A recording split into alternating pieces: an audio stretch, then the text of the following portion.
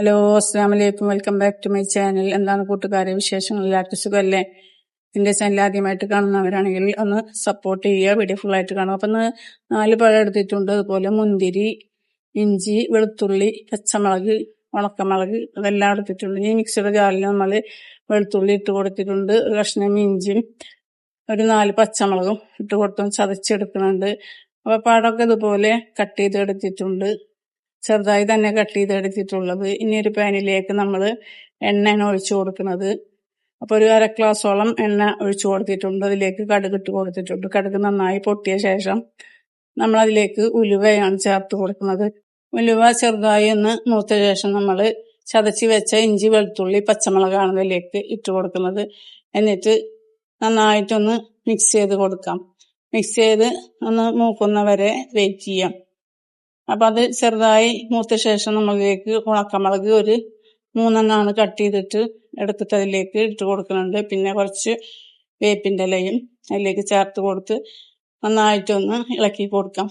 ഇളച്ചൊരു brown colour ആവുന്ന വരെ ഒന്ന് വെയിറ്റ് ചെയ്യാം. അപ്പം ഇതാ ബ്രൗൺ കളറൊക്കെ ആയി കിട്ടിയിട്ടുണ്ട്. ഇനി നമ്മളതിലേക്ക് ഒരു സ്വല്പം വെളുത്തുള്ളിയാണ് ചേർത്ത് കൊടുക്കുന്നത്. അതും ഇട്ടിട്ട് നന്നായി തന്നെ ഒന്ന് മിക്സ് ചെയ്ത് കൊടുക്കുന്നുണ്ട്. അതും ചെറുതായി ഒന്ന് പച്ചമണം മാറുന്ന വരെ ഒന്ന് വഴറ്റിയെടുക്കുന്നുണ്ട്. അതും വഴറ്റിയ ശേഷം നമ്മൾ അതിലേക്ക് ചേർത്ത് കൊടുക്കുന്നത് പൊടികളാണ്. അപ്പോൾ 1 ടീസ്പൂണ് കാശ്മീരി മുളകും പൊടി, 4 ടീസ്പൂണ് അച്ചാർ പൊടിയാണ് ചേർത്ത് കൊടുക്കുന്നത്. മുളകും പൊടിയൊന്നും ചേർത്ത് കൊടുക്കണില്ല. പിന്നെ പാകത്തിന് ഉപ്പ് ഇട്ട് കൊടുക്കുന്നുണ്ട്. എന്നിട്ട് നന്നായിട്ടൊന്ന് അതും ഒന്ന് പച്ചമണം മാറുന്ന വരെ ഒന്ന് ചൂടാക്കി എടുക്കുന്നുണ്ട്. അപ്പോൾ നന്നായിട്ടൊന്ന് പച്ചമണം മാറിയ ശേഷം നമ്മൾ അതിലേക്ക് ചേർത്ത് കൊടുക്കുന്നത് സൊർക്കയാണ് ചേർത്ത് കൊടുക്കുന്നത്. അപ്പോൾ അത് നന്നായി തന്നെ അതിൻ്റെ മസാലയൊക്കെ നന്നായി മൂത്ത് കിട്ടിയിട്ടുണ്ട്. ഇനി ഇതാ സൊർക്ക ഒഴിച്ചു കൊടുക്കുന്നത്.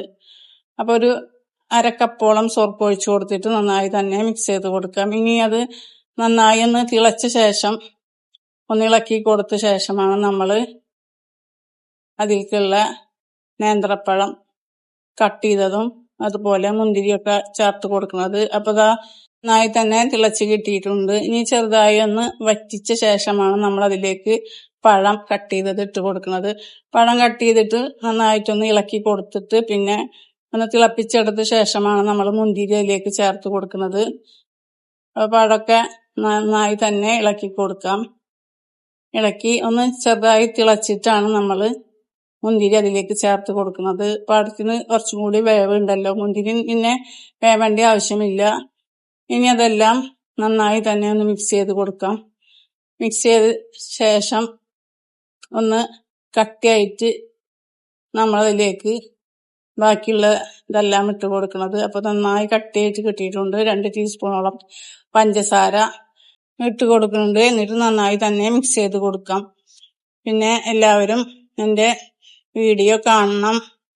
ഒരുപാട് പ്രാവശ്യമായി നമ്മൾ വീഡിയോ ചെയ്യണം. അപ്പോൾ അതിലൊന്നും വ്യൂ കിട്ടണില്ല. എല്ലാവരും എൻ്റെ വീഡിയോ ഒന്ന് സപ്പോർട്ട് ചെയ്യണം.